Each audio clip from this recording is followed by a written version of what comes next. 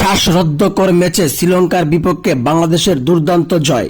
শ্রীলঙ্কার দেওয়া মামুলি টার্গেটে ব্যাট করতে নেমে শুরুতে 3 উইকেট হারিয়ে বিপদে পড়ে বাংলাদেশ, কিন্তু চতুর্থ উইকেটে লিটন ও হৃদয়ের দুর্দান্ত জুটি গড়ে জয়ের ভিত গড়েতেন বাংলাদেশ।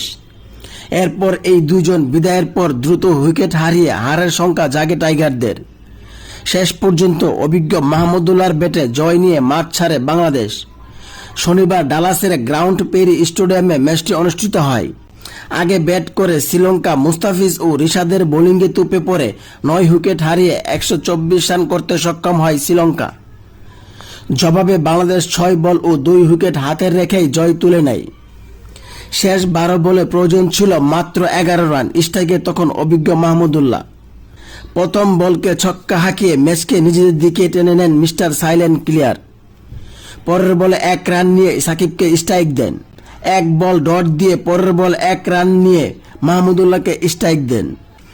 পঞ্চম বল থেকে ডট আদায় করে নেন দাসন সানাঙ্কা। ষষ্ঠ বলে মাহমুদুল্লাহকে আউটের জন্য রিভিউ নেয় শ্রীলঙ্কা।